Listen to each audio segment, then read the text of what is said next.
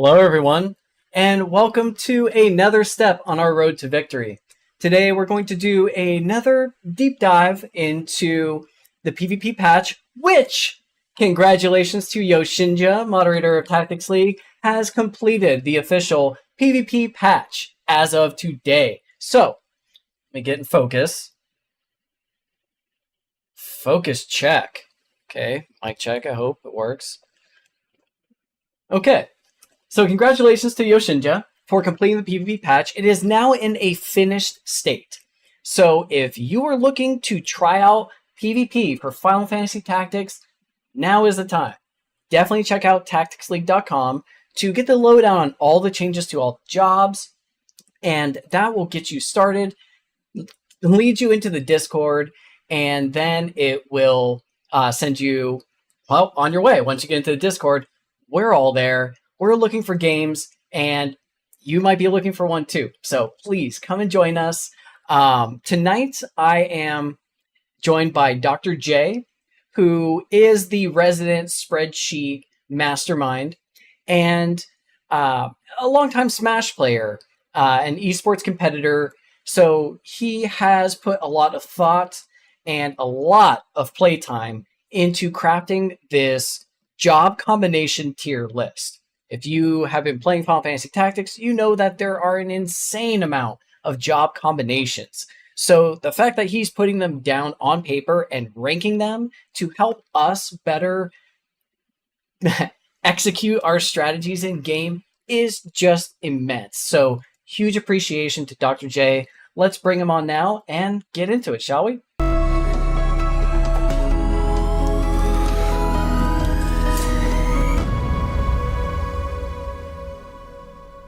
Now, Dr. J, I know I said that I would give you a heads up, before I hopped on, but I spent my whole 5 minutes petting the cat. So I'm sorry, but surprise, surprise, we're here.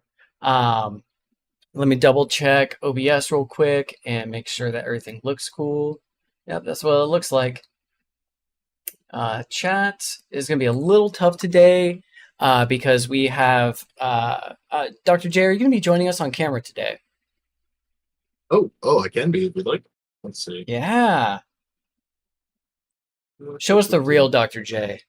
Perfection. Yeah. Excuse my post long work day appearance here, but this is where we're at. We're in the same boat, buddy. You and me both. I look like crap.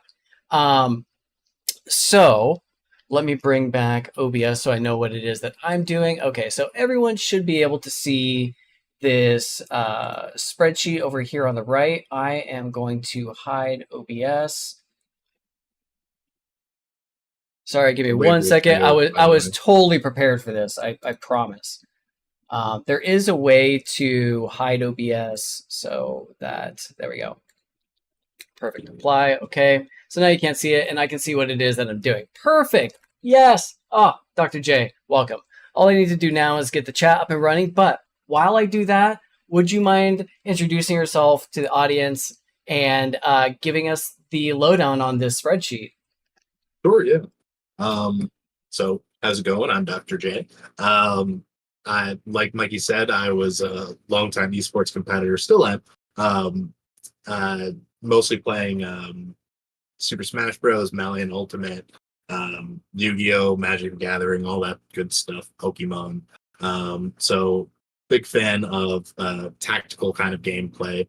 Definitely not an APM game tactics, but in terms of the amount of brain power that goes into it, it feels like you're thinking at 1,000 miles per hour. So it's something I really appreciate, especially the PvP side of it. So yeah, like Mikey said, I'm the keeper of the spreadsheets, not the official ones. Those would be Yosh that go over the actual abilities and job changes, which, by the way, if anyone's interested in the exact details of the patch that we're working on, or working off of, rather, just join the Tactics League Discord, and there's all the details of all of those different changes, as well as Mikey's video. I think it was like last week, going over all of those changes. But yeah, so what I've Thanks for basically plugging my going into channel, the by the way. oh yep. Yeah, so basically, as I've been going through this, something that I really enjoy is kind of finding guides for people, right? I'm a tutor in real life, right? And if you can't tell by the detailed care I put into my words, hopefully, but I'm trying to come up with a way to introduce people who either played tactics just for fun and never really got to experience the PvP side of things, or they did, but they never took it seriously because there really wasn't a way to take it seriously until recently. Um, just a way to kind of orient yourself in the meta and have a, you know, general roadmap of, okay, I got the patch set up. I got my first game in. I got crushed. What do I do? Right? What's wrong with Yeah, my what did I team? do wrong? Yes, right. What could I do better? What did the other person do right?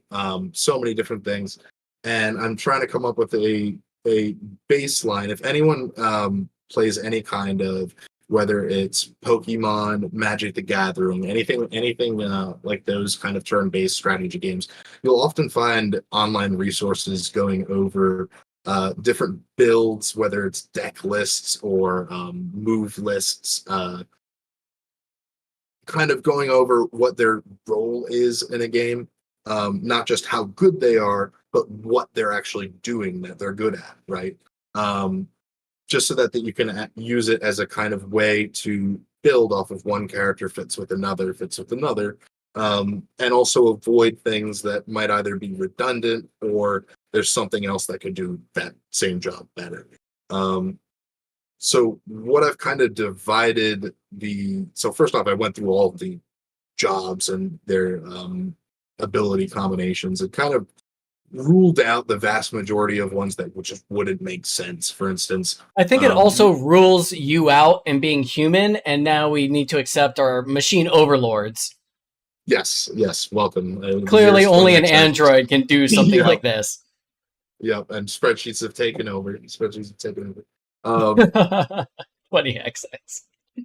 But yeah, basically just I kind of tried to find a way to classify different builds and what they do. So Mikey and I are definitely going to go. We're going to go over into detail what these roles are. But when I say roles, think of it like kind of like positions on a baseball team. Given the sense that someone might be able to play two or more positions at the same time, or you might be able to double up, have, for instance, two pitchers throwing two balls at the same time, right? But just as a general way to orient yourself, we have these roles, um, you know, identifying with their purposes.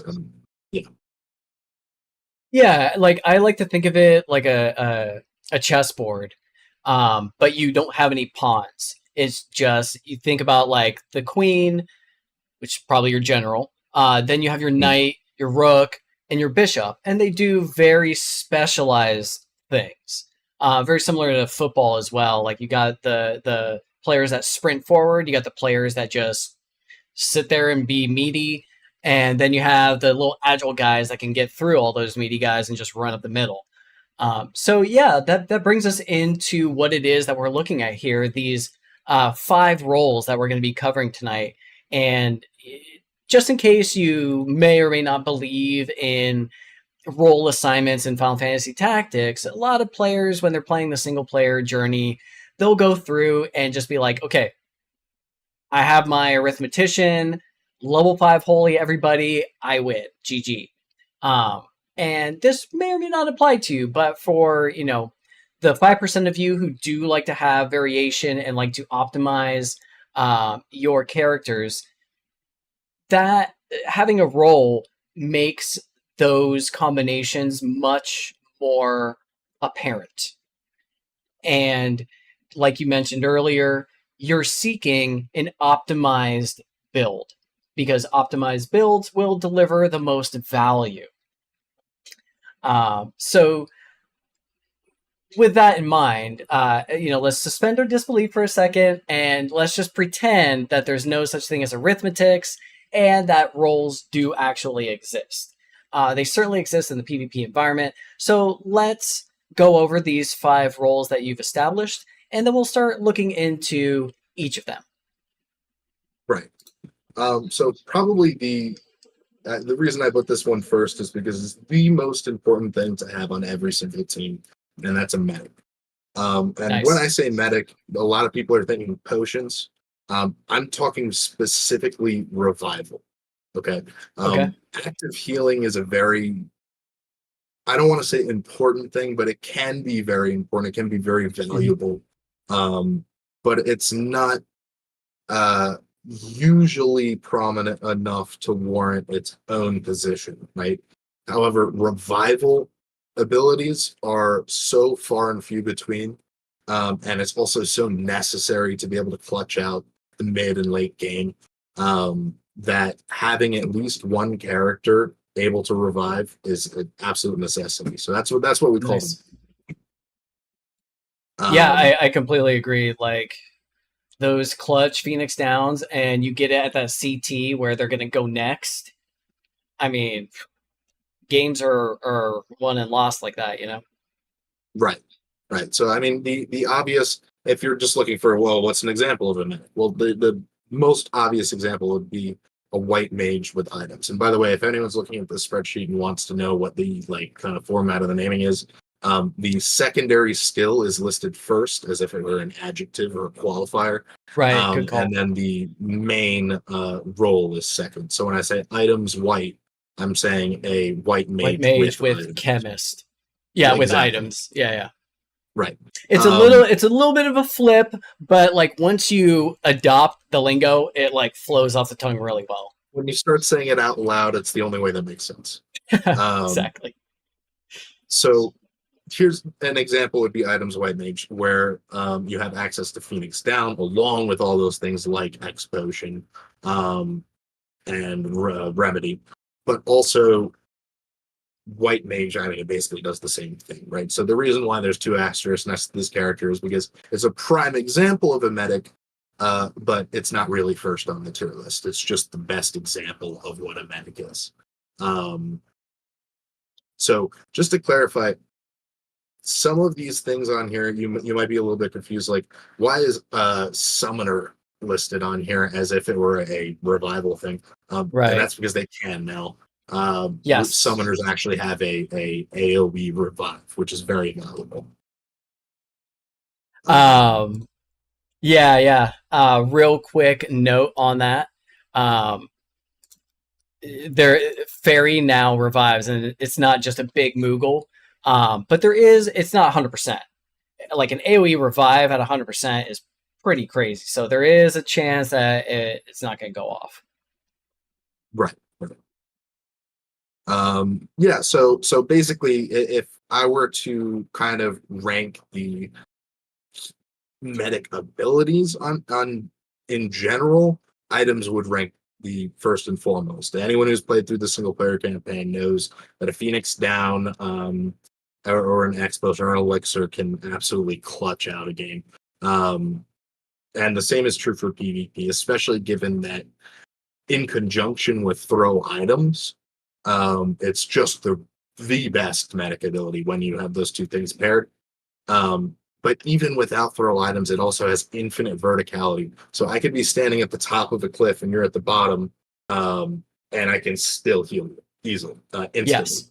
Without any real cost to myself. So items is always going to rank the highest in this list.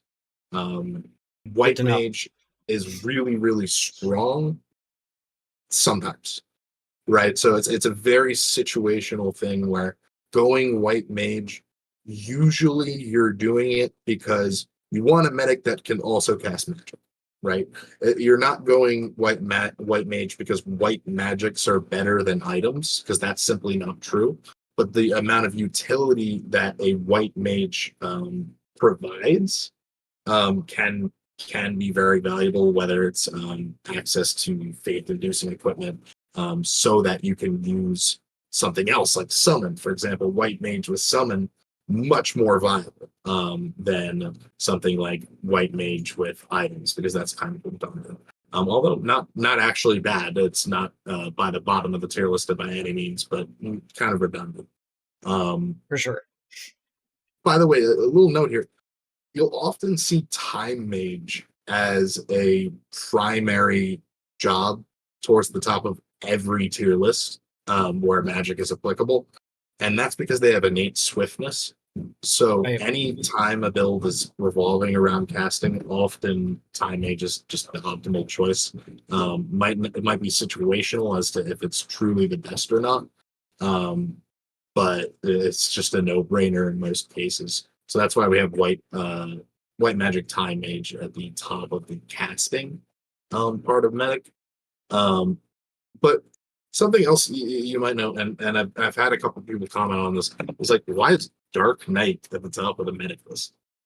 That doesn't really make sense, right? Well, having a little bit of a hybrid role is a very good thing, right? So both items Dragoon I would consider to be a burst medic, or Dark Knight I would consider a boozer medic, right? Um, both of them, I mean, you put items on anyone and they can be a medic, right? But having this kind of counterintuitive strategy where normally you want to go for the heal, like that in any RPG game situation, going for the healer or going for the person that can res is often the best situation. You mean attacking the healer, the opposing healer? Exactly, right. So having that healer be someone that's innately difficult to kill and can fight back when there's no one to heal is really, really strong more times than not, right? That makes total sense. It's right. funny because, like, you want your healer to survive, so you're like, oh, I'll just take my wimpy little mage and I'll just throw on equip all armor. It's a real Mikey move just to, like, buff them up, but, like, why don't we flip the script and give something that you don't need faith and it's instant and it has revives and it has heals? Just put it in that guy's hand. The guy with all the armor comes standard and all the huge HP and the shield. That guy's harder to kill just right out of the bat, right out of the box. Yeah, and if you get too close, he could kill you back. Boom. Yeah, there you go. My white mage can't do that. Not yet. Yeah. Not but yeah, so generally, and obviously you'll see chemist at the top of these lists as well. I might have put chemist having a bad name on this list. I think chemist is probably higher on the list overall than where I put them. But nobody's used them. So come in and prove us wrong. yeah, that's right. Calling out all those chemist users. Exactly. Oftentimes an orator does what a chemist does better. So there you go. As we go through this and Mike, let me know if you think this is a good idea or not. Because by the way, this is not in any way scripted or like, do I know what we're going to go over exactly kind of thing. Yeah, you saw how this episode started, so yeah, that's pretty much how it's going to be. But I think just as an example, I'm going to call out like 2 top tiers for each role, and pretend like I'm building a team, right? Nice. Okay. Let's start with, let's say, what do you think? Pick one from the top list. Let's do item. Let's do summon white mage. Summon white mage, cool. All right, summon white mage. Fun. So, right, we have a lot of access to overtime and AOE revives. Should I jump in game and like create one as per your direction? Sure, why not? Yeah. Let's go for it. Let's see what this would have to look like to fit this role, right? Because just putting summon on a white mage does not necessarily make them good, right? It has to be built around that. Okay. So let's start with her abilities then, because like, like we talk about job combinations and just use the like primary and secondary skill slots, but like you mentioned with Time Mage, we have innate swiftness to contend with too. Mm-hmm. So, that does bring up like, what about passive abilities? What about reaction abilities? What about movement abilities? Like that has to play into are primary and secondary job slots. Now, there's probably like an optimal setup for each of these, but I imagine that it can be generalized for the role as well. I don't know. What do you think? I'm only assuming here. I'll tell you, there's always more than one best build. There's Nice. at least two for all of these things. And I'll mention some optional things here and there, and I'll try and say if something is mandatory. And like Cool, right cool. off the bat, like we were saying with Time Mage having innate swiftness, we're going to put swiftness on this thing, right? Excellent. That's Yeah. one of the kind of give and takes of switching to White Mage is we're going to have a little bit better stats for a medic and also for a support than if we had gone Time Mage in this situation. Okay. But we're pretty much locked into swiftness. Yeah. That's the reality of it, right? And for anyone who doesn't know, swiftness just speeds up casting. It's so if you're nice. casting, it's good. Right? And in general, like the PvP mod has reduced the cast time of spells across the board. So definitely the difference between swiftness and non-swiftness is like a 1 or 2 turn cast and a 3 or 4 turn cast. So yeah, highly recommend. Yep.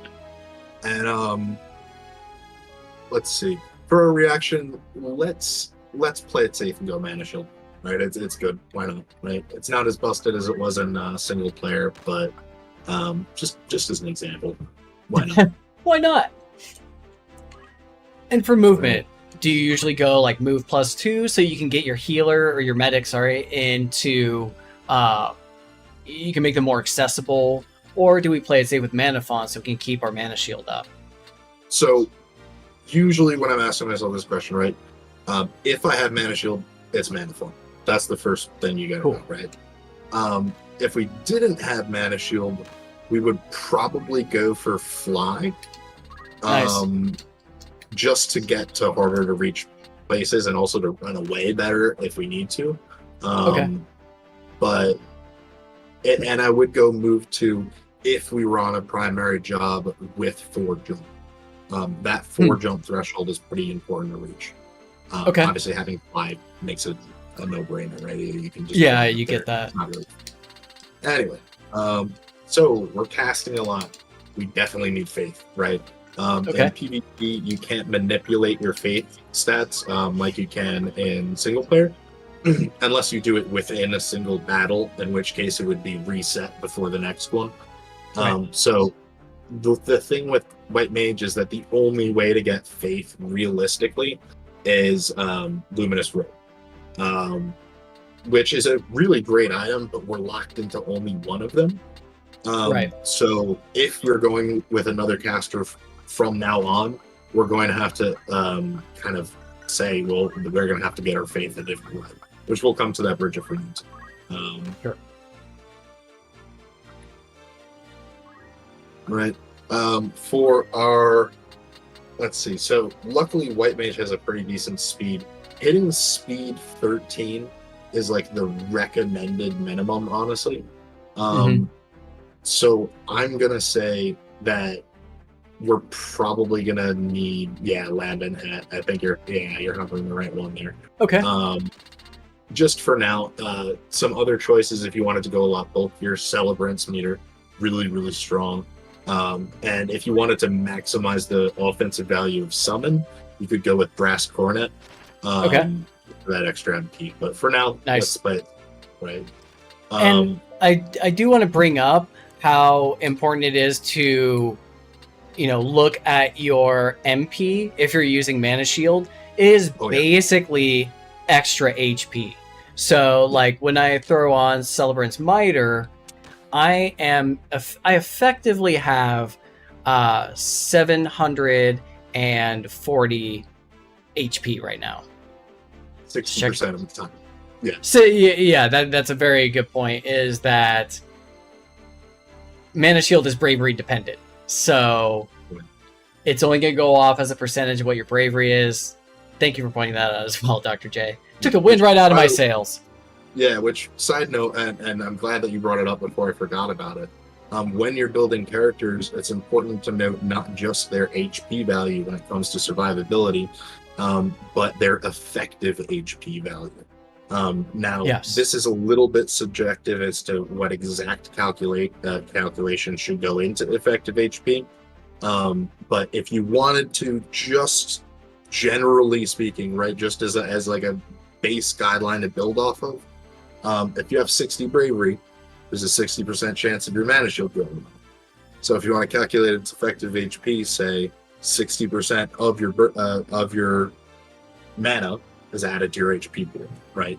Mm-hmm. You could also do the same thing when it comes to Protect Shell, but everyone should be Protect Shelled by turn 3 at least. Yeah. I had a long conversation about this with Wingman and Joker. And yeah, that did come up. Like, does Protect essentially add HP? And yeah, it essentially does. Right. It's basically, if anyone knows, armor and magic resist. That's what it is. Yes. Yeah. Cool. Yeah. So we have some slots open here. You know what? But like, this is kind of the bare minimum, right? Like, we absolutely need faith, and we want to reach speed 13. Like, once we hit those milestones, then it's like, okay, well, now tailor it to. Okay, cool. This is sweet. This is like a really good starting point for a medic, I think. Do you mind if we hit the next roll? Oh, for sure. I mean, I know we could go like into depth here. Like, let's do a playtime demo. How will this do in this situation? But save that for the next video. We do have a bit to cover. At the end, we can go back to them. Perfect. So let's bring up the spreadsheet once again. We got some people following along. That's great. Where would you like to go next? Shall we spin the wheel? Yeah. Chef's choice. Let's just go down the list so we don't miss any. Right. So, yeah, next up we have support. Now, support is probably the most subjective wording I've used for these roles. Mm-hmm. Because if you want to be semantic about it, about it, you could just be like, doesn't everything support like the game, right? It doesn't hurting the enemy support the team? And yeah, right. But just do more damage. It's basically healing because you're not dying. Exactly. Right. But in this situation, we're going to limit support to something that can either give allies haste, protect shell, or in other ways boost their stats, whether it's Bard Song, or even sometimes Speechcraft, Phrasing, or Bravery could count, but not really. Let's leave it to just haste, protect shell, and if they happen to have regen or stat boosts. Don't overcomplicate it. Mm-hmm, mm-hmm. And that's the general theme, and that's, by the way, use this as a modular base, right? When you buy, pretend it's like a starter set for a deck building, right? Add your own in here, right? But for now, we'll just leave it for this. So protect shell, like we were saying before, it's armor and magic resist, and if you don't have it, it's not going to work out great. To be quite honest, you can't win without it, right? Now the question is, what's better? Do I just equip armor with protect shell, or do I give it get quote unquote better equipment and use an ability to get protect shell? And that's up to you as a player, right? Right now people tend to lean towards innate equipment, but the game just came out, right? So that all may change. It is a big question mark as to if that's worth it or not. But I will say that even with innate protect shell given through equipment, a lot of those equipment don't give you the protect shell for the whole game. It's only for the first few turns. So you might want this as a backup anyway, for when the protect shell goes off, resetting, right? Yeah. Haste, really, really valuable. Haste is probably the most impactful status in this game, at least positive status wise. It 100% agree. Yeah, it's not, to be clear, you can win the game with no haste, and that's not like Yeah. that's the low tiers can win sometimes. No, like you can actually do very very legitimately well without any haste, right? I mean, And what I found is that haste is an enhancer, and you right, need to have an already strong build that that haste will enable. Like I could haste a bard, but why? If I'm just gonna sit there and Life's Anthem, I'm just sitting there like waiting. So like, what's the point? right. There might even be a strategic purpose to have some characters not be hasted, like a bard, for Interesting. example. Yeah, yeah. Um, so take it with a grain of salt, but when it's part of your strategy, it's one of the best strategies. Um, and obviously, the only way to really do that is with time magic. Um, Steal, the thieves' ability, can inflict haste upon yourself, but it's for the we're not counting that as support, right? Supporting someone else. Um, Bard can also do that sometimes, RNG dependent. Um, it's up in the air as to how good Bard Song is in general. Right now, it's such a gray area. Um, so yeah, keep everything, including Bard, with a grain of salt. But it's real. Okay. They're good. They're good at the very least. Yeah. Dude, the fact that they're even usable is just a huge improvement from where they are in single player. I mean, granted, I do love I like them as a character Mhm. thematically, and getting a good like not the forbidden song, nameless song. Getting a good one off, oh, it just feels so good. But it's like, yeah, sure, it also feels good when you win on a slot machine, but does it happen every time? No. More often than Right. not, you're losing. Oh, dude, Yeah. I love the chalice. Yeah. Thank you. That's cool, right? Yeah. Oh, My and by the apple juice. way, Gotta get my for vitamin C. yeah, of course, it keeps the doctor away, the bad doctor. Um, and by the way, for everyone watching, Dr. J recently celebrated his birthday, so please in the chat wish him a happy Thank you, birthday man. just to embarrass him. Not my 21st, but it's a little bit past that. Hey, welcome to the Not that joy far. of Yeah. alcoholism. No, he's Right. past that already. Oh He's God. he's well in. um. So let's look at this right now because I think this is really interesting. Um, we just put a white mage in as our meta, which is fine, right? That's great. But now, when considering this next list here, we have to think luminous robes is off the table. Really. Right. So looking at these, okay, time mage, can they get faith? I don't think so, right? It's like, oh well, white mage. Oh no, I can't do that. I don't have luminous robe, right? Bard Okay. doesn't need it, but do I Yeah. want to go Bard? I don't know, right? So this is where the tier list gets like very subjective because sometimes these guys in the B tier are Yeah. better than the ones in the A tier, depending on what you already have, right? Huh. Okay. Okay. In this case, something like Iato Geomancer has no downside with what we've already built. There's very little overlap between the skill sets. Sure, we already have barrier with white magics to give protect shell if that's what our thing is. But and Iato does that as well.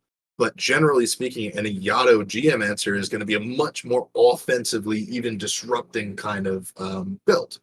Absolutely. So, and it doesn't need faith, right?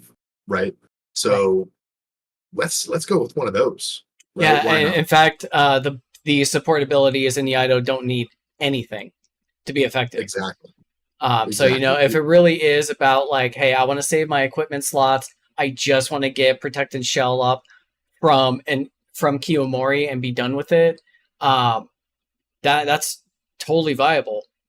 Like you don't Yep. need you can use a crappy chemist or a squire to achieve that goal. Super Correct. cool. Correct. I'm just Um, saying hi to just saying hi to folks in the chat while I uh, no word. posit some questions for you. Um, Oh yeah, Wingman said bards are so good. I agree. It's just unmarked territory right now. You know what I mean? I don't know. Putting a bard anywhere on a tier list is weird for me. It is Like for weird. the tournament. Yeah. Well, yeah. Yeah. And I do have a question regarding the tournament towards the end, and we'll bring that up again. But for now, shall we build a quick Eido Bard Sure. just to entertain our folks who Easy, are easy. watching? Because it's like, okay, keep your secrets, Let's wizard, do but it. like Yeah. the opposite, like reveal your secrets, wizard. All right, let's make ourselves a little bard. And like, why not do like a samurai, with a bard song samurai? Ooh, okay. Like we legit, were yeah. talking about, flipping the script with medics, because it's weird to see items dragoon at the top of or towards the bottom of the top tier of the medic list, but it's like he should be in the second tier. There got to be better options. So yeah. Anyways, let's stick with the plan, and start with abilities for our bard. So we got bard song, Eido. What are you thinking for the rest of his kit? So right now his innate as bard is performing arts, so we don't have to worry about that. Normally I would say, all right, we're doing bard song, we should consider that, but we have it innate, right? Let's start with how do you feel about arcane strength, just for the Eido verse? Are we going to be using Eido offensively, or are we just going to be popping our Kiyomori? So I will say, this particular build is kind of interesting in the sense that Bard Song is our support. Eido is our get off me option. It's I'm being overrun. They've gone for the support Interesting. class, right? You're now standing next to me, and I'm also a nuke. So, yeah. Wow. Okay. So it's like the same idea as the Dark Knight with items. It's like the ace up your sleeve, or your get out of jail free card, kind of like your crap panic button. Oh, you know what? Let's keep it. Sorry to defense boost. Defense boost. See, now this is more in line with what I was thinking. Yeah. I was a little surprised at the arcane strength. I knew what was Mikey was thinking when he picked Bard. I know what he. Okay, cool. Yeah. So like, mitigate damage. We know we're gonna get protect on top of that. So like, our physical damage is covered here. Excellent. That makes sense. Right. And and here's a situation where it's like, leave the reaction and movement empty for now. Let's look at what we're gonna build before we do that. Right. I like it. Okay. Right. Like if there's no mana, why do mana shield? If there's none of this, right? But let's look at the equipment real quick. Right. Whoa, I didn't know you could do this. Remove all equipment. Oh, yeah. You press left. Huh. Yo, ooh.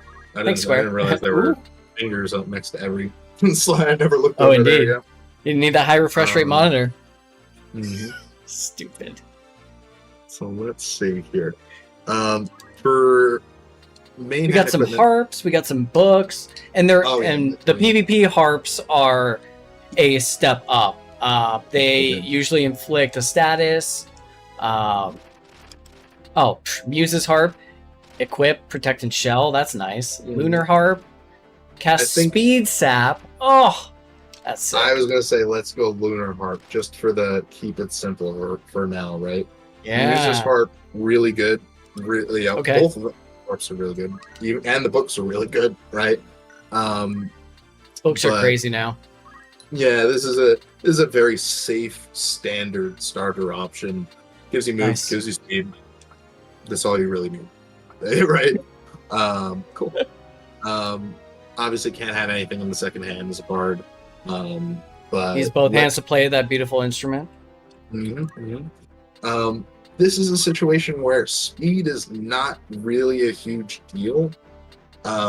So we're going to probably prioritize some sort of survivability. I think it's worth risking the ribbon just to prevent him from being one-shot, since he already has defense boost. If he didn't have defense boost, if he was going with the arcane strength, I would say we need some health here. But in this situation, it's like having the utility of not being a statist Yes. could definitely outweigh anything else. So we'll bank on that and play around Nice. anything. For main or whatever it is, body armor, Lordly Robe, no brainer. It's the best item. Which one was that? Lordly Robe. Oh, Lordly Robe. Lordly Robe is top tier. If you don't think so, I don't know, fight me. Yeah. Like, 1v1 me, bro. but, yeah. Is it broken? No, but that's why it's limited to 2. It can't be broken because there's only 2 of them. But honestly, so good. I love me some Lordly Robes. Yeah, and then last item slot, we got so many options here. I have the hardest time with the accessories because if I'm not rocking a ribbon, then I want to fill the gaps of debuff protection that the other pieces of armor don't provide. But yeah, there's so many good options now. I think a good option here is to either go with something like Featherweave Cloak, taking advantage of the fact that we can actually evade while singing now. Yes. But another good option would also be Sage's Ring, because then we have all 3 forms of damage covered, right? We have defense boost for physical, we have Sage Ring for most magic, and we also have Ribbon for status infliction. So that's a pretty wide coverage defensively. And yeah, that looks like a pretty good support to me. Oh, looks excellent. Nice. Yeah. And just, because my paranoid brain's alarm bells are ringing, that's some awesome equipment. I definitely don't want to lose it. Would you recommend Safeguard instead of Defense Boost? Or do you feel like there's less rending and it's you're more likely to get hit with a physical damage attack? So just don't even worry about your stuff breaking. There are 3 reasons why rend is good. Okay. Get rid of Dark Knights or Holy Knights. With just rend weapon or steel weapon. I forgot the other 2. And honestly, it's that's the main one, right? I would say reducing max HP by getting rid of heavy armor. Yes, that could be very viable. That's what it was.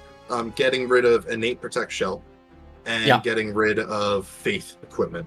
Could good one. Absolutely just neuter a lot of different builds. Nice. So it's not like they're bad. They're really good. They're situational, but the situations are very common. Yeah. But honestly, on our guy, very low priority for breaking equipment. I think any time where they would be going to break equipment, we'll honestly take that trade. We'll take them using the turn to do that. That's just not worth it for them. So if they want to, fine. Yeah. I mean, we can imagine a million scenarios in our head where it's why did he break my ribbon? Oh, that's because his mystic is going to come in and do something right afterward. Yeah, totally. But to do that, and he could have done it to someone else. So yeah, exactly. Coach, where are you and my road to victory? Oh yeah, that's right. We're competing against one another. Yeah. You're I'll coach you. It's malicious compliance. Yeah. But yeah, definitely a bit of a unique support, but Bard is epitomizes the support class. Love that. Oh, I see him. I see Bard Samurai. He's right there in the B tier. That's great. Oh yeah. I have a feeling I'm gonna be seeing him soon. Oh well, there's Bard Samurai over there. Yato Bard. It should be higher. Yato Bard is 5th.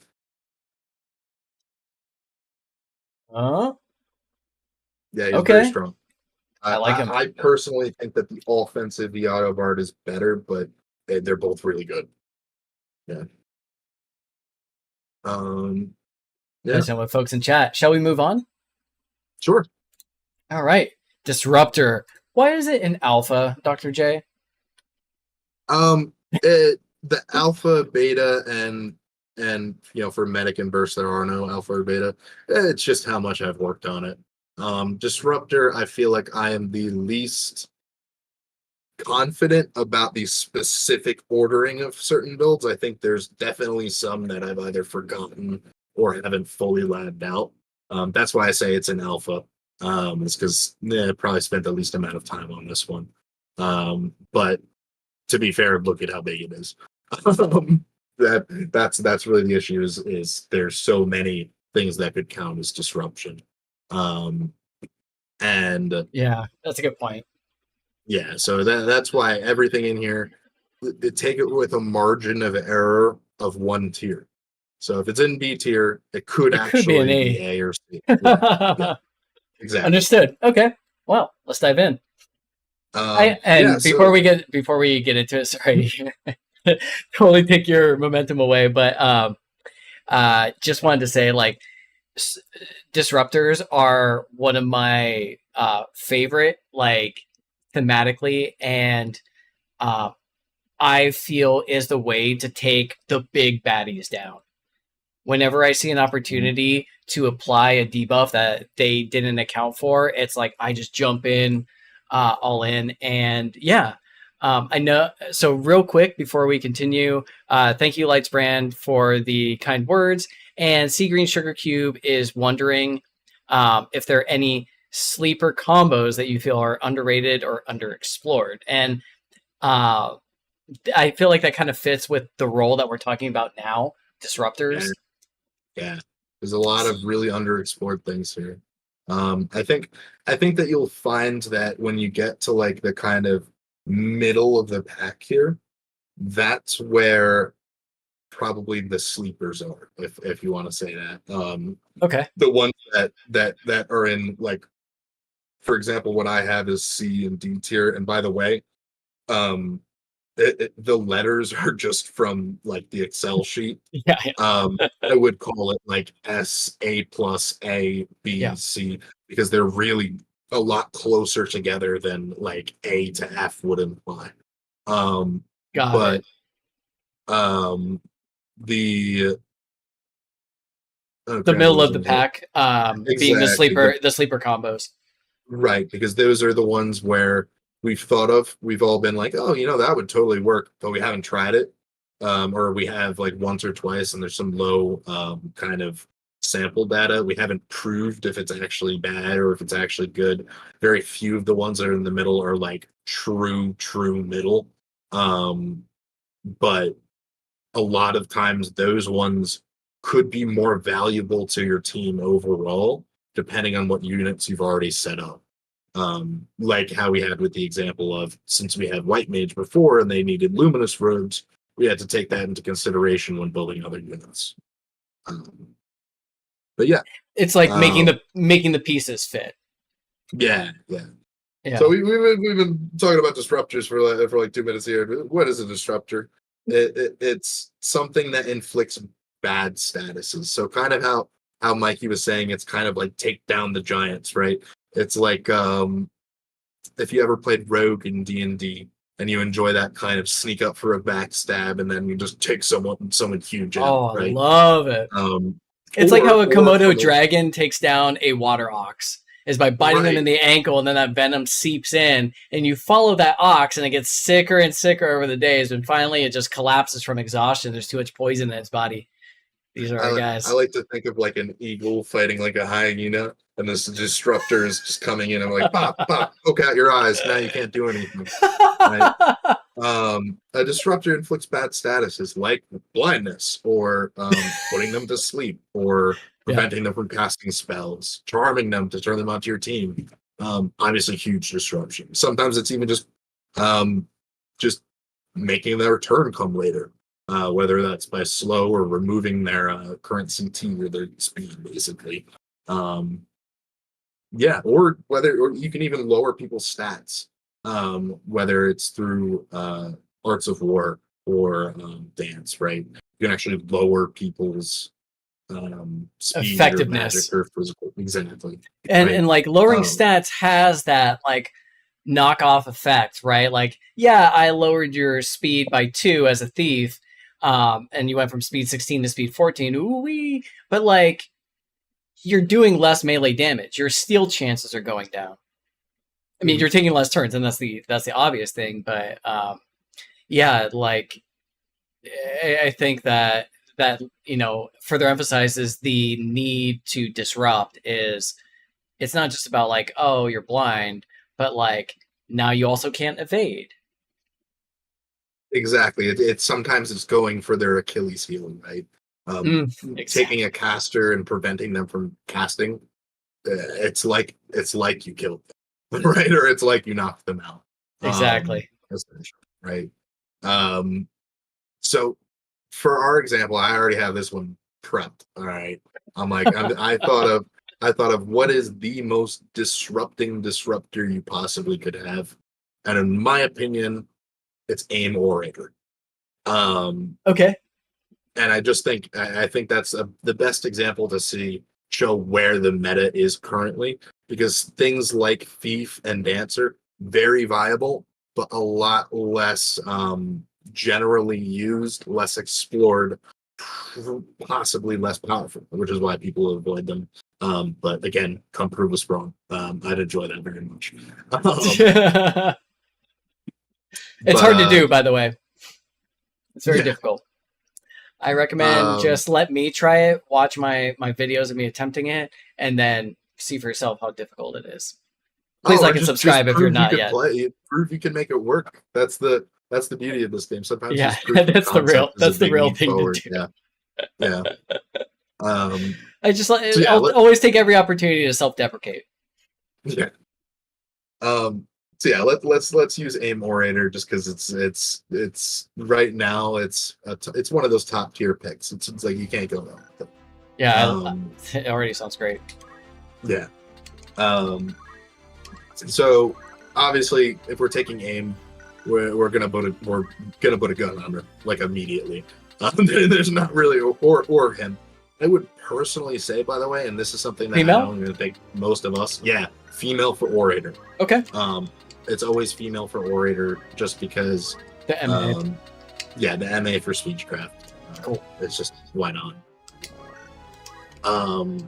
But yeah, immediately we're gonna put a gun on her. You got some options, but just for like basic, how do I say, general viability, something that you can never go wrong with, foam halt or fomal halt or whatever it is, right? It's non-elemental, can't resist it. It's gonna hit you. You're gonna be hurt. Why not, right? It's a safe starter build, right? Is it optimal? Sometimes.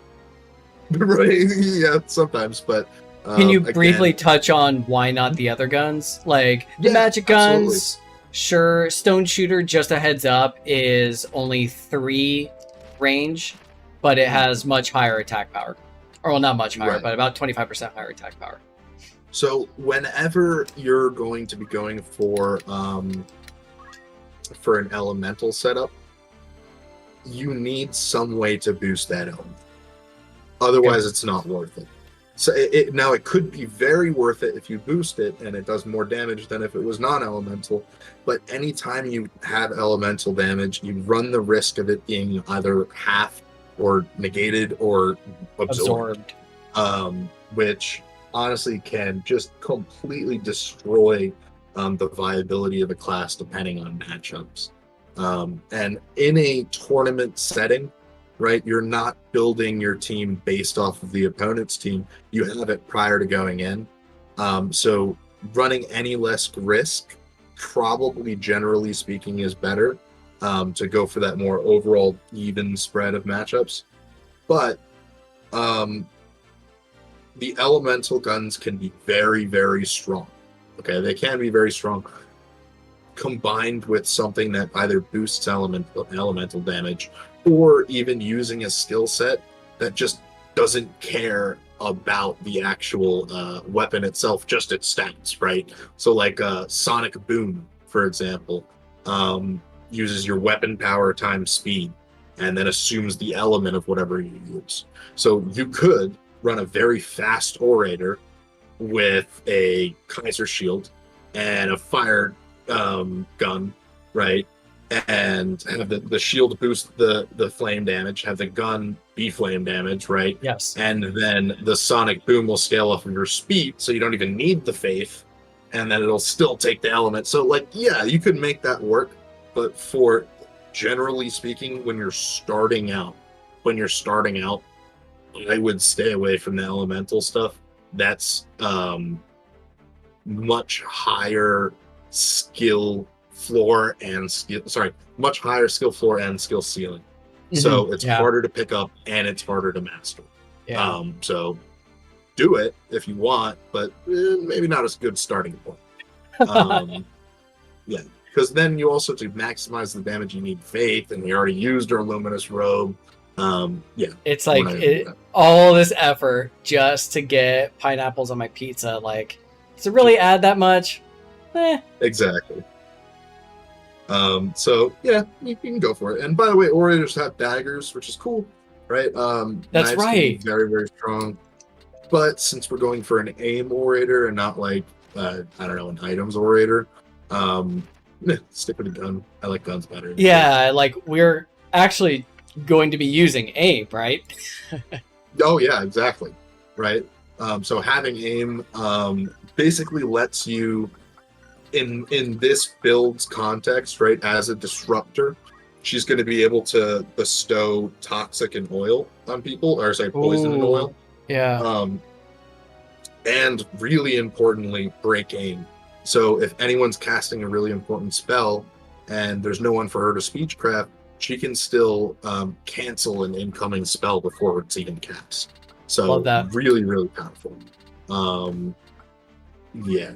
Just combined with, I mean, what else does aim have? Take aim is a useless ability in this context. Some builds it would be really strong. Charge weapon, I don't know. It's good. Does what it needs to, right, as a disruptor. Yeah. And now it's tanky and it's fast. Perfect. I like it. Oh, this one right here? With Thieves' that's Cap. yours. Yeah, Thieves' Cap, Escort Guard, Brigand's Gloves, and Fomalhaut, just to boost the speed. But like, you did mention that you want MA to enhance your speechcraft. Is that something that you normally spec into? 13 is fine. So the idea is, we call this in card games, like anything from poker to Magic the Gathering, you call it an edge, where it's like 2% better. You know what I mean? Okay. Where I'll take the free edge, but I'm not gonna like invest in getting an edge. In a different, I'm not gonna invest in that. I'm not gonna run the risk for a 2% edge, right? I'll make it on a female character so it has a little bit more magic. That's your edge. I'm not gonna take away from its equipment. Exactly. That's great. Okay. And which, by the way, I do really want unfamiliar, females are better at magic in this game. That's just the way it works. Yeah. And that's not an opinion. That's like a statistic. It's yeah. Oh no. Any single guy will tell you that, females are magic. Yep. Mrs. Mikey would totally vouch for that. She'd be like, yeah, Mikey definitely thinks that. Real quick, I want to about the orator thing that we just set up. Why did I pick orator? Speechcraft is the premier disruption ability. It is so good. Now there is a reaction ability called earplug that prevents incoming speechcraft, both positive and negative. But like, the fact that people will legitimately invest half of their team's reaction ability into earplug shows how good it is, despite earplug being in the game. Really strong. And to note, earplug is also not bravery based, so it's just a flat nullification. It would have been cool if it was like reduced chances of being affected by speechcraft by like 50%. It was. It used to be. Yeah, it kind of was that, but it was by bravery. Yosh can correct me if I'm wrong. I think it was. I think it used to be by bravery.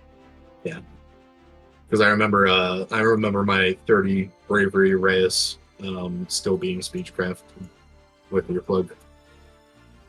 But yeah, that's the disruptor, right? The idea is, by the way, it's like, notice we haven't gotten to damage yet, right? I think that's really important to note, is that we've spent probably most of the time already.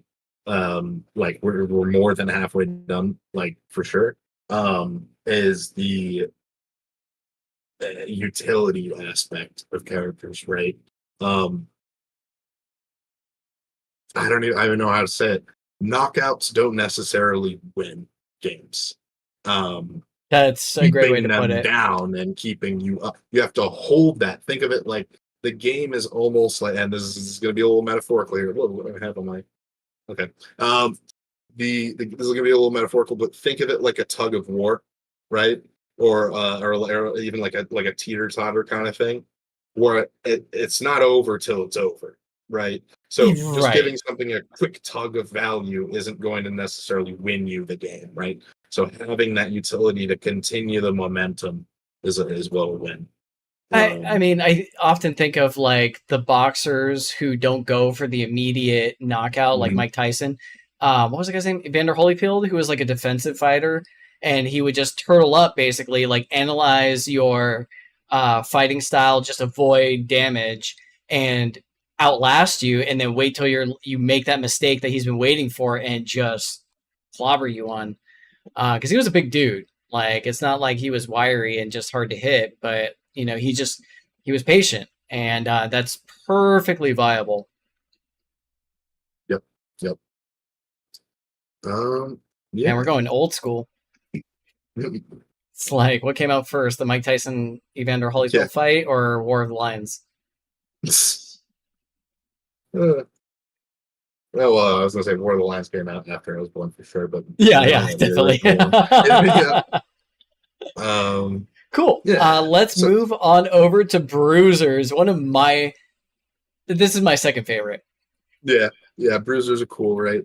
They are. Now, damage in this game, calling it DPS is just poor terminology, because it's not damage per second, because it's a turn-based game, right? It's kind of a misnomer. Right. So instead, we take the two main damage. We kind of divide it into two main types. Bruising someone, right, is hurting them, like chunking their health away, right? Okay. It's usually going to be a 2 or 3 hit KO from a bruiser on most builds, right?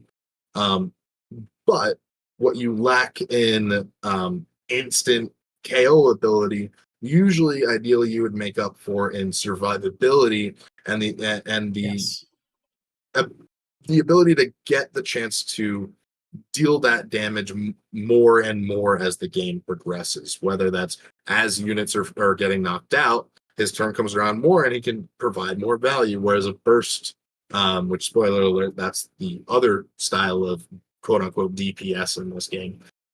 Burst is something that's implied as one single large amount of damage, and it doesn't have to be repeated to provide value, right? So bruising, think kind of doing like a pounding away at the end, right? Bruising them, not necessarily the big wallop, but like decent chunks. Like, you don't want to fist fight this guy necessarily. I can't think of like a formidable character, because Mike Tyson's more burst, and Holyfield is more disruptor. So we need that, like, that guy you don't want to mess with, and he just like shoves his belly around, So we got the perfect example here. Butterbean. Let's look at actually, maybe not that one. Let's look at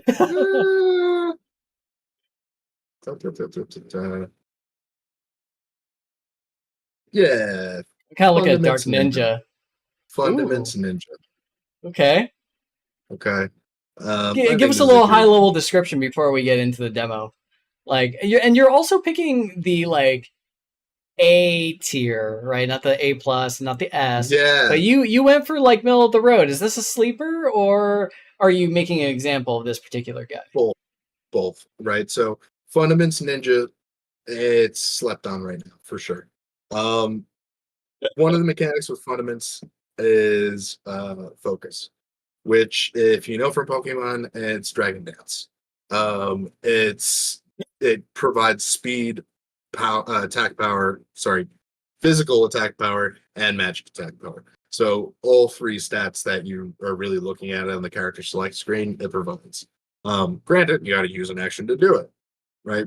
So if you're building a character whose job is to just run towards the enemy, eventually get in the middle of the fight, and hopefully fight people down, right? Just a classic old bruiser, right? Fundaments is perfect, right? Because anytime that you spent, trying to get to the enemy, you're also powering yourself up. Right. For the mid game and late game, right? Excuse me. Got the hiccups. No! Just type out now- whatever it is you want me to say, and I will say it in the best Dr. J voice I can do. Right. I was actually going to attempt it. Okay. But right, so bruisers also, ninjas have throw. It's all right. It's okay, right? But it's a pretty good example of what a bruiser does, is to slowly chip away at people. And the throw dagger from Fundaments kind of just adds more to that skill set, because you always have the option of doing a little bit less damage, but moving the opponent possibly off a cliff. So Fundaments is pretty nice. Also, stone, if you need to move a character out of the way. Correct. And we recently just did that. Yep. I was playing against Mikey. I jumped on his character as a dragoon, and he moved him out of the way last second with the stone. But yeah, Fundaments also provides value with stone. I mean, you can also proc your own reaction abilities with that. Kind of cool. That is cool. Yeah. So yeah, let's do a quick little Fundaments Ninja here. Yeah. Fundaments Ninja. It's like, let's take everything you've learned and just go back to basics. Yeah, right. It's a bruiser. Don't gotta think about it too hard. That's why I love about bruisers. You don't think, you just do. Mm-hmm. So it's kind of funny to think of a ninja as a bruiser, but like at the end of the day, that's all you really want him to do is just run up and swing. Yeah. He just lacks the stature, to encompass the bruiser vibe. Yep. So all right. let's do this here. Oh yeah, what's up, Julie? Whatchamacallit? I think that's a Julian. I know it might be. I know like two Julians. Yeah, exactly. Let's go with Dragonheart Concentration Move 2. You got it, sir. All right. So now, Dragonheart is an interesting choice. Like, we know what it is that Dragonheart does, but why on this guy? So we're going to build him a little tankier than what a ninja might imply. I think if we're going to be getting up close and personal and fundamenting the whole way, we don't really have to put our stats into more damage, because we're going to do damage for a ninja. It's not going to be a lot, but no amount of investment would really turn this into a huge one-hit kill machine. I mean, it could, but it's like, I'd rather go with the consistency of saying, when my turn comes along, I'm going to do damage that's valuable, and then someone else will finish it off. Excellent. Okay. Yeah, so I dig. Having that Dragonheart, we're going to build around the tankiness. Concentrate, it's for all of our abilities are available right now. It's weapon attacks are available, throws available. Only the Fundaments are non-available. And those aren't really our damage abilities. So yeah. Got it. Okay. Yeah. Oh, and then move 2 is because he already has jump 4. We don't need fly. We could, but we don't need him. Yeah. Fly, just a heads up, gives you +1 move and +1 jump anyway. But of course, you can fly wherever you want to go within that 4 move. And the jump is just there to eliminate. Oh no, fly eliminates fall damage, so that you're covered there. Right. But like you do get 1 extra lateral movement with move +2. So I think a character like this, where you want to rush them in anyway, you're more than likely going to have a clear path. So you don't need to like fly up and over enemies. Though I can see the advantage of that. Anyways, sorry to interject. Oh, it is the Julian. I know. What's up? Nice. All right. Yeah. So let's look at equipment real quick. We'll kind of speed run this. We're gonna go Moon Silk Blade because we're a bruiser ninja, and you get that one. one's the strongest. Yeah, everybody gets one, and it does the most damage. So why not, right? Tell him, Spider-Man. Everybody gets one. Yeah. And then since we're trying to get up close and personal, we're gonna go Iga's Blade. It raises your movement by 1. Yeah. Also helps out our throw because throw's range is based off of your movement. Correct. Yeah. Excellent. Then I think here's what we're gonna do. I want to show off a kind of different way to get Protect Shell. We're gonna go with Black Cow for our head slot. That'll give us some movement. It'll give us 1 thing of invincibility at the start, so that we can actually just nuke someone straight off. And it gives us protect, right? Excellent. So, and it makes us pretty tanky too, right? 100 HP. And now, because I really want to think of this ninja as like a bulky kind of steamroller type character, and use his natural speed to compensate for that, right? Let's go with something like Escort Garb. Okay. Right. Just to help us out, give us more chances to proc Dragonheart, and also reduces the. Yeah, let's just pretend it's on there. Yeah, either way. Okay. And it also reduces elemental damage, right? Right. And then our last slot, since we have Protect but we don't have Shell, we're gonna go with Magic Ring. Wow.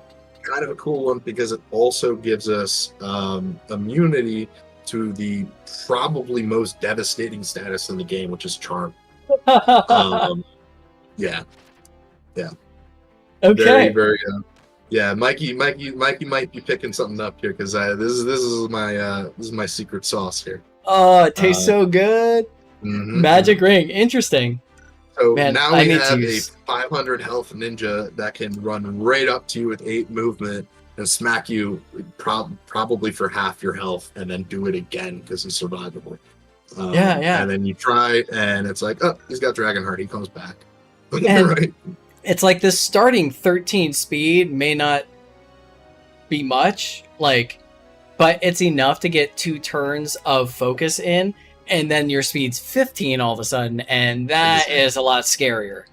Yeah, and he's not going to be doing more than half health, unless it's a really, really squishy build, but that's fine for what we're doing with him, because he has backup characters. He has support, right? He has utility backing him up. Brilliant. But yeah, that's what a bruiser does. He's a beat stick. I dig. Oh man, you got me thinking. You got me thinking about ninja builds. I haven't played a ninja in so long because they took away all of the weapons. Yoshinja, it was you. So we can't throw flails anymore. That those fun days are over. But where was I going with that? Oh yeah, that's what I used to use ninjas for, was equip a flail in my hand, jump across the screen, or throw flails or throw Excaliburs, Man, those are the good days. But now I think those good days might be back. Got me inspired. There you go. By the way, I showed Salsi this the other day, but I got one there to a thief with that same equipment setup, double crossbow, Arts of War. What did Salsi have to say about that? He said, "Hold on, let me write this down." I'm not even joking. He wrote it down. Right. I miss Salsi. Yeah. All right, we are at the final stage.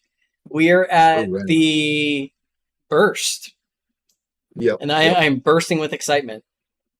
So Now, let's get burst into damage it. burst damage is exactly what it sounds like, a big burst of damage, right? Now, obviously, having your bruisers slowly chipping away is a good win condition. It's a steamroller, right? This is that, if you think of this as a tug of war, this is the guy that goes, right? Kind of yanks it Yeah. back into your home field, right?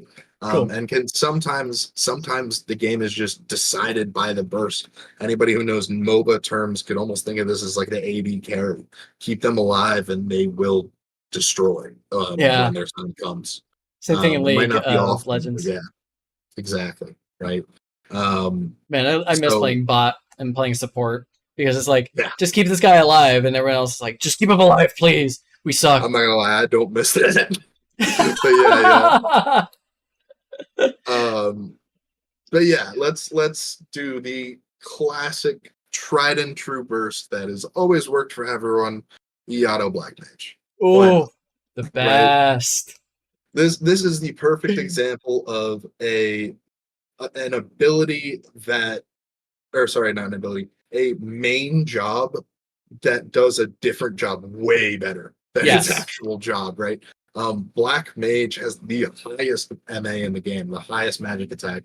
It's also the squishiest class. And while it has a lot of mana, it uses a lot of mana. And it also doesn't have a lot of range. It's like it's a glass cannon, right? It's a double-edged sword.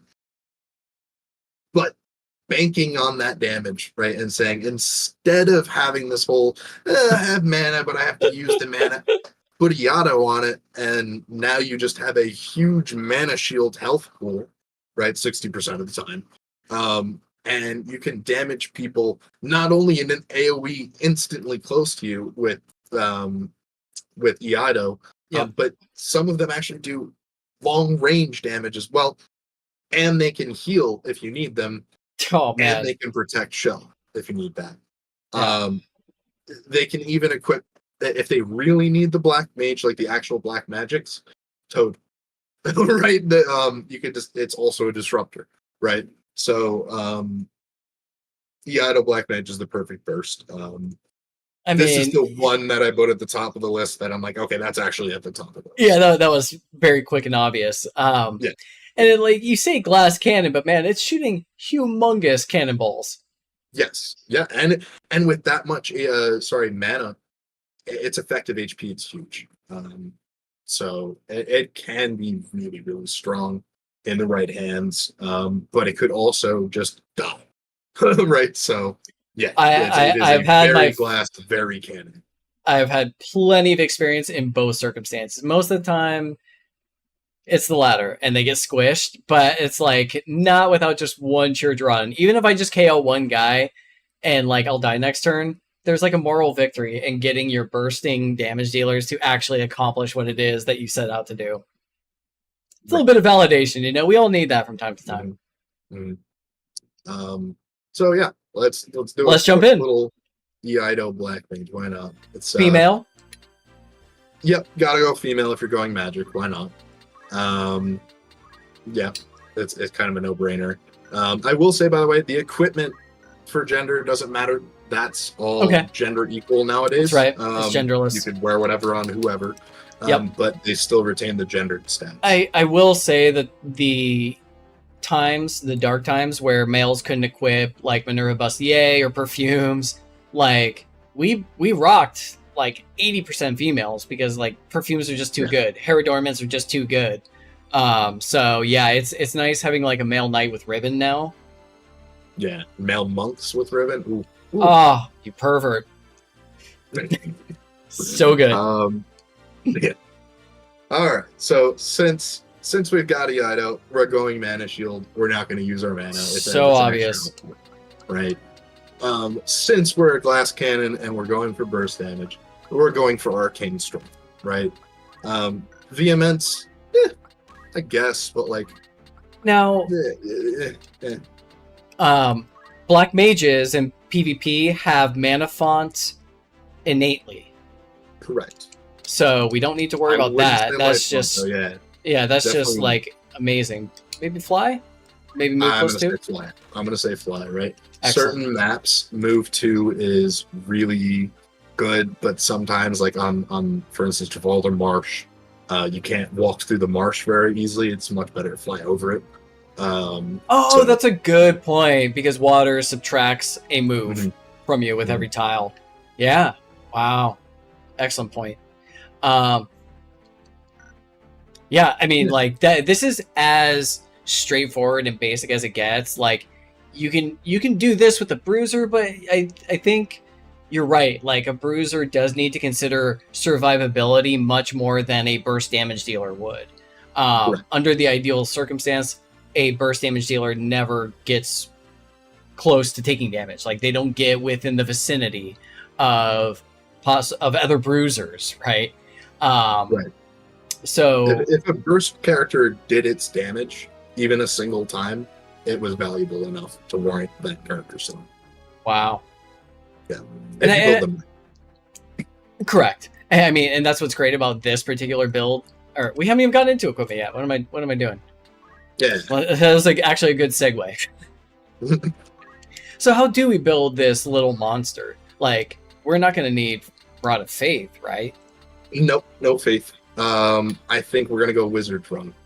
Wizard's Rod. Boost the MA. Just Okay. boost it, right? Yes, Could sir. we go with a book? Sure, but we're using Mhm. Neon. We don't need the book. Okay. Yeah, right. Very simple.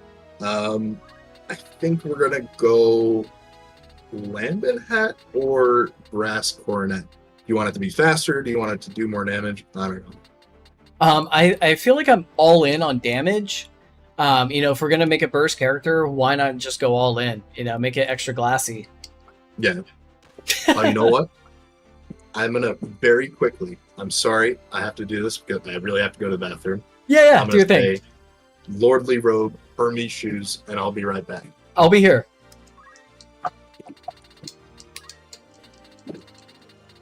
He said Lordly Robe and Hermes shoes. Right, guys? Right? Yes, he did. So Hermes shoes for the +1 move and +1 speed. That seems about right. I would definitely consider... So Lordly Robe gives us Protect and Shell. And it does give us the magic attack. Part of me kind of wants Septieme, because I don't think we need the movement as much. But we'll ask the doctor when he gets back in. So that way we still get the magic attack. And Septieme also gives us initial invisible. But yeah, we'll see. Like, every black mage needs to smell a little good. Look at that. 27 magic attack. Let me catch up with you guys in chat while we're here. And it looks like Julian knows Dr. J from before. So to everyone that stopped by, thank you so much for checking out today's video. I know Dr. J is coming back, but have not gotten the chance to interact with y'all. But that chance has passed. Do you? I may have not followed your directions. You said Lordly Robe and Hermes shoes? Yes. You did say that, because I was like, but why the move? Maybe Septieme is a better choice. But let's hear what Dr. J has to say. Movement. You cannot do anything without movement. Okay? Now, I'm going to say, first off, we need Lordly Robe. If we were going with a non-innate Protect Shell team overall, I would still say you need innate Protect Shell on something this squishy and this important to keep alive. Just because it's a very high priority target. That being said, going quickly is important. 12 speed, we're already pretty low. We need that. 11 speed is, how do I say it? Oh, we're just there. We're just barely there at where we need to be. I mean, that's bare minimum, if I'm not mistaken. Like, there's only one character that has lower than 11, and that's a Sage with 10. Yes. No, 9, I believe. Right. Yeah. So now, what am I doing? What are Curse you doing, ring. Dr. J? Curse What? ring. Wait.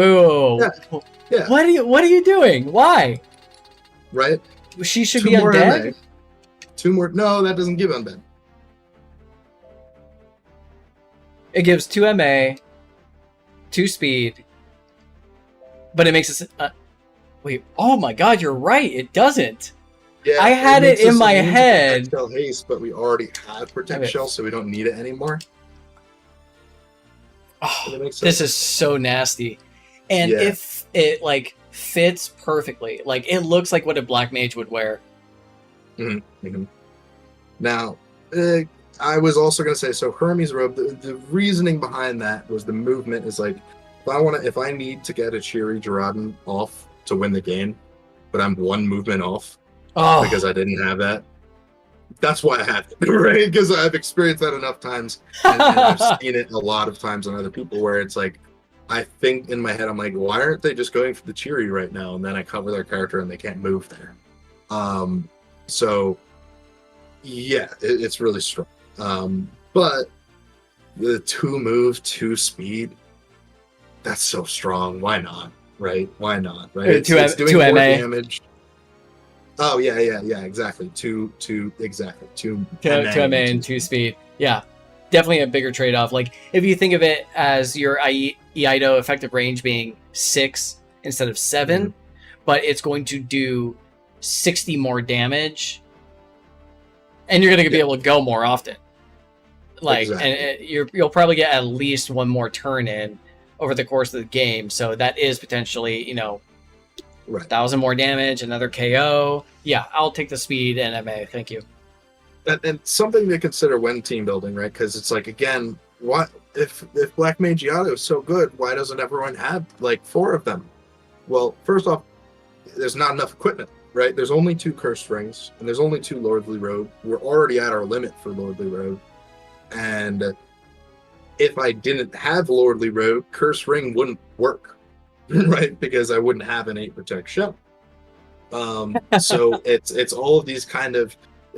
It's what I think a lot of people would fall into when building, and I definitely had this problem a lot, and I sometimes still do, is like going back and changing other characters when they make a new one, instead of thinking like, oh, like how do I fit everything together cohesively, if that makes sense. I think it's important to have, if you want to build a team modularly, right? You can kind of think of it like connecting dominoes or something, where it's like, all right, I have this medic, who's he going to heal? Oh, this bruiser, right? But what if the bruiser doesn't do enough damage? Well, here's my burst. How do I protect the burst? Okay, here's the support for that, right? If you want to do that, you're gonna have to go back and consider every time you're adding a new character, look at what you have and say, what am I allowed to do here? Because you might not have any more options. Which is why, again, some of these C tier characters are actually A tier, depending on the other characters, right? That's interesting. If anyone knows anything about fighting games, Julian, I hope you're still in the audience. Why is Captain Commando on every single Marvel vs. Capcom team? Because he's the best assist. But anytime Captain Commando is used as a main character, they lose. Because that's not what he's built for, right? So some of these help someone else so much that it's like putting a really, really strong weapon in the hands of someone else that can use it, but overdoing it. Or not considering who's going to be using the support you're giving. I mean, I can tell you from experience that running 4 Iaido Black Mages, it's like all it takes is 1 Dark Knight with Unholy Sacrifice, and you wipe out all 4. So it's like, and then you're like, oh man, I really wish I would have had some bulk, or at least somebody with bulk. Oh man, I could really use somebody with Revive right now. Exactly. Oh man, I really should have worn Protect and Shell on the 2 guys that didn't survive that Unholy Sacrifice. And like, that's what I hope was illuminated today, is this isn't the CT5 holy arithmetics strategy. there is a holistic view and approach when you're constructing a team and carrying out your strategy. Dr. J, I think I'm going to have to end it here, unfortunately. It was like a perfect time. Yeah, I probably should have tried to end it like 10 minutes ago before you had to use the bathroom. That would have been like the perfect segue. However, I'll take what I can get, and I think I got way more than I deserved. So thank you so much for your time, Dr. J. Like, I learned something from this. Like, and I've been poring over this spreadsheet for the past like 2 weeks. Just like have it open while I'm building a roster and double checking, like, is this Dr. J approved? Would this work? Right. So like, I think there's definitely more to explore, and especially on that final note of like, yeah, he might be C tier in a vacuum, but if you pair him with this guy and this guy, you're now creating like an A tier synergy. And like that may be a discussion for another day. So hopefully I can convince you to do this again with me sometime. That'd be my pleasure, man. Thanks so much, dude. Well, I hope you enjoy the rest of your night. I am going to switch over to the main camera, say goodbye to all the viewers. Dr. J, I will see you again soon. And I don't think I've announced the big news. And that is, you're pregnant. No. He's not. A tournament. Yeah, with a tournament. The official tournament date has been announced, and it is going to be Sunday, October 8th, 9 a.m. Pacific, but 12 p.m. Eastern Standard Time. I'm not sure how long it's going to go, but I will be streaming from my point of view. If you want to check out the tournament from a spectator point of view, you got to get into the Tactics League Discord. So if you've stayed around for the live stream this long, well, hopefully this huge announcement was worth it. Dr. J, I will be seeing you before the tournament, definitely. But I think the next time everyone watching will be seeing you is from a competitor point of view. So yes, thank you so much once again for, developing the spreadsheet for beginners and seasoned players like myself. Super helpful, and I hope it gets people inspired to try out PvP, and then they'll come in and show you what is it that you're like, come fight me about? Anything. Oh, that anything, yeah. Hey, chemists are good. Yeah. Thanks for having me, Mike. Yeah, please come on, try and prove that tier list wrong. Say, build a darkness archer. Show what it has, right? But yeah. Anyway, challenge accepted. Thanks for having me, man. Absolutely. I'll catch you.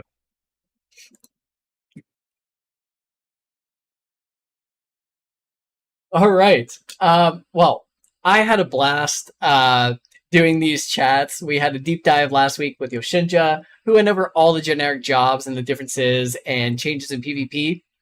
If that didn't inspire you, hopefully this, putting it all into context, like, yes, the jobs are different now in PvP, but what are they like with other jobs in combination? What are they like when you're trying to make them do something? Like, I want this guy to be super bursty damage. I want this guy to protect the rest of my squad. I want this guy to keep everyone alive. So now we have sort of like a basis, a structure in which we can build our building or our roster off of. So with that, well, I got to go too. And I just wanted to go ahead and say thanks to everyone who stopped by today. Thank you, Yoshinja, the man himself from Tactics League. Excellent work putting out the official PvP patch and getting a tournament set up for us. I hope everyone gets a chance to join in the fun when the tournament does come. Again, that's October 8th. So mark your calendars, everyone. Dr. J, thank you again. Wingman, good to see you. Thanks for stopping by. Julian, I know you're coming in from Dr. J's side of the aisle, but good to see you anyway. And Weisslounds, good to see you. Thank you for stopping by. We have Sea Green Sugar Cube. Thank you for stopping by. Good questions asked earlier. And we also have Lights Brand. Good to see you again. And thank you so much for the kind words earlier. Steel, or Steely, thank you for stopping by and wishing Dr. J a happy birthday. Good jumping on that. And Bruno Sharif, good to see you again. Brian Fisher, I know who you are. Good to see you, buddy. Mr. Variant, good to see you. Good to catch you in the beginning of the stream.